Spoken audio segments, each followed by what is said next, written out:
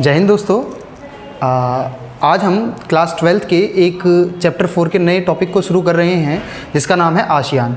इससे पहले हम पहले की 3 वीडियो में, पहली वीडियो में हमने इंट्रो और 2 वीडियो में यूरोपियन यूनियन को देख लिया है कि यूरोपियन यूनियन कैसे बना और वो कैसे काम करता है और उसकी क्या क्या विशेषताएं हैं। आज हम आसियान की बात करने जा रहे हैं और आशा है कि आपको ये अच्छे से समझ में आएगा। तो चलिए शुरू करते हैं। सबसे पहले देखते हैं आसियान है क्या और इसका नाम क्या है। तो आसियान का पूरा नाम है association of south East Asian nation, दक्षिण पूर्वी एशियाई राष्ट्रों का संगठन। अब इसका मतलब क्या है? इसका मतलब है कि पूरे एशिया में, किसमें? एशिया में, एशिया के अंदर जो साउथ ईस्ट वाला पोर्शन है, एशिया के अंदर जो साउथ ईस्ट वाला पोर्शन है उसके देशों का एक ग्रुप है जिसका नाम है आसियान। ठीक है, आपको यहाँ दिख रहा होगा। ठीक है, एशिया का मैंने, ये इंडिया है, इंडिया साउथ में पड़ता है। कहाँ पड़ता है? एशिया के साउथ में। अगर आप एशिया को देखना चाहें तो ईस्ट, वेस्ट, नॉर्थ, साउथ। ठीक है, इस तरफ पड़ जाता है साउथ में इंडिया। क्या पड़ जाता है? इंडिया पड़ जाता है। वेस्ट में अरब के देश आ जाते हैं, नॉर्थ में रशिया आ जाता है, सेंटर में चाइना आ जाता है और इधर जापान और कोरिया वाले देश आ जाते हैं। तो साउथ में इंडिया और ईस्ट में जापान और कोरिया वाले देश। साउथ और ईस्ट के बीच में जो देश आते हैं, साउथ और ईस्ट के बीच में जो देश आते हैं उन्हें ही कहा जाता है साउथ ईस्ट। क्या कहा जाता है? South east. और उन्हीं देशों का एक ग्रुप है। क्या है? ग्रुप है जिसका नाम है आसियान। इतनी बात क्लियर है? यहाँ पर कितने देश हैं? तो यहाँ पर 10 देश हैं। कितने देश हैं? 10 देश हैं। ये 10 देशों का एक समूह है। इतनी बात क्लियर है? क्या नाम है इसका पूरा? एक बार रिपीट करेंगे। क्या नाम है?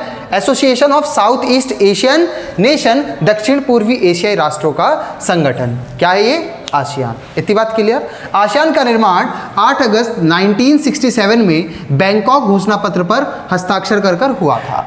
इतनी बात क्लियर? इसकी स्थापना करने वाले 5 देश थे, इंडोनेशिया, मलेशिया, फिलीपींस, सिंगापुर और थाईलैंड। कौन कौन से?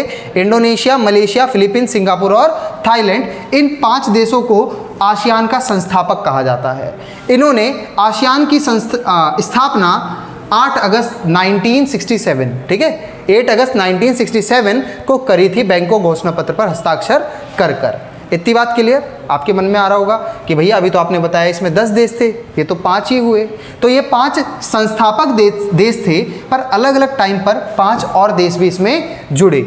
जैसे अन्य इसके कौन कौन से सदस्य देश हैं? तो एक है ब्रुनई दारुसलाम जो 1984 में जुड़ा, और एक वियतनाम जो 1995, लाओस 1997, म्यांमार 1997 और कंबोडिया 1999। ये दोनों साथ जुड़े थे, लाओस और म्यांमार साथ जुड़े थे। इतनी बात क्लियर?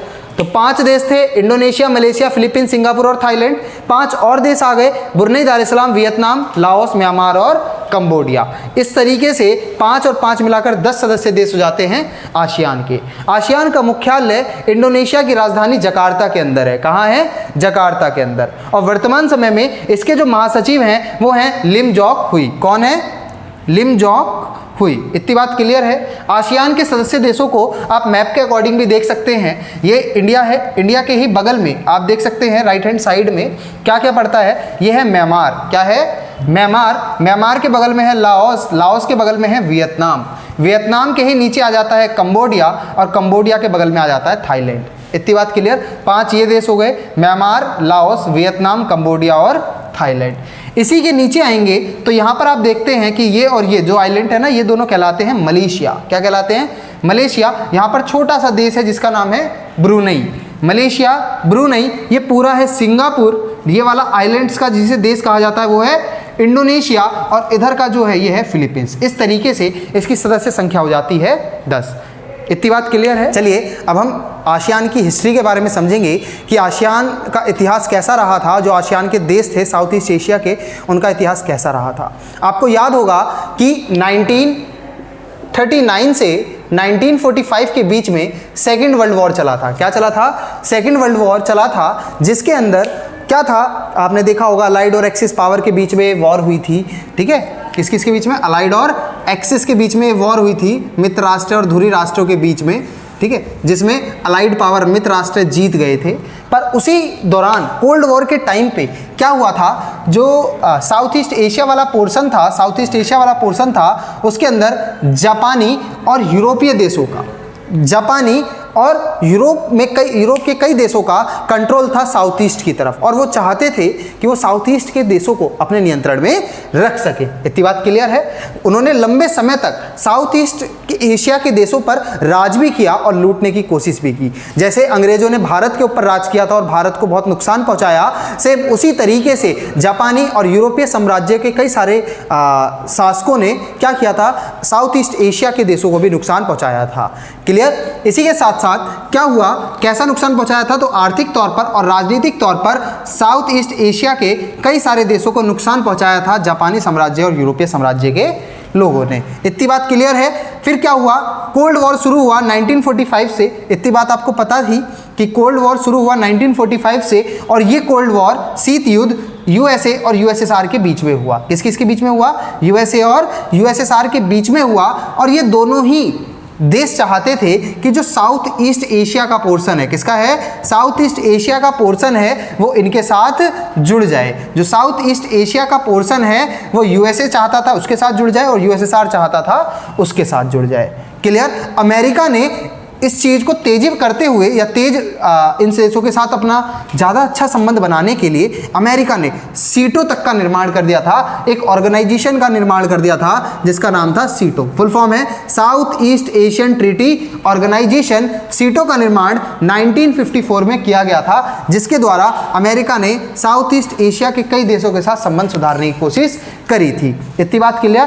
पर क्या हुआ, साउथ ईस्ट एशिया के देशों को जल्द ही ये पता लग गया कि यूएसए और यूएसएसआर ये दोनों ही देश क्या कर रहे हैं, इनका यूज़ करने की कोशिश कर रहे हैं। तो इन्होंने सोचा कि हमें अपना डेवलप्ड करना है। हम बहुत लंबे समय से मार झेलते हुए आए हैं गुलामी की, अब हमें अपने देश के लिए खुद काम करना है और अपने देश को खुद डेवलप करना है। जिसके लिए इन्होंने क्या किया, एक अपना ऑर्गेनाइजेशन बनाने की कोशिश करी। पर आपके मन में क्वेश्चन आ रहा होगा कि भैया अगर ये कोल्ड वॉर में शामिल नहीं होना चाहते थे तो इंडिया ने भी तो एक ऑर्गेनाइजेशन बनाया था जिसका नाम था गुट निरपेक्षता आंदोलन, अर्थात नाम। तो ये नाम के भी तो मेंबर बन सकते थे, पर ये नाम के मेंबर क्यों नहीं बने? तो आसियान के कई देशों ने ये देखा कि नाम का निर्माण हुआ तो 1955 में था बांडुक सम्मेलन के द्वारा, पर नाम की जो ग्रोथिंग स्पीड थी वो बहुत ज़्यादा स्लो थी। क्या थी? बहुत ज़्यादा स्लो थी।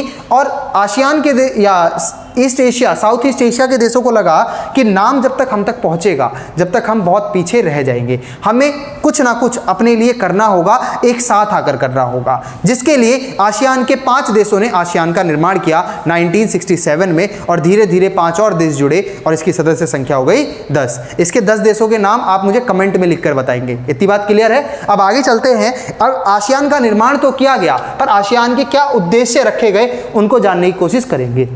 इतनी बात क्लियर है। आसियान का निर्माण किया तो गया, पर इसके क्या उद्देश्य थे उसको जानने की कोशिश करेंगे।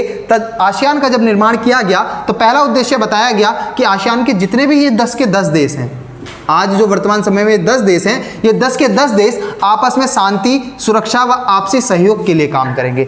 अर्थात आपस में शांति बनाकर रखेंगे, एक दूसरे के सुरक्षा करने का प्रयास करेंगे और एक दूसरे का सहयोग कर काम करेंगे। इतनी बात क्लियर। इसके साथ साथ इन सभी देशों ने अपना तेज डेवलपमेंट, इकोनॉमिकल डेवलपमेंट, आर्थिक विकास में तेजी लाने के लिए भी इन्होंने आसियान का निर्माण किया।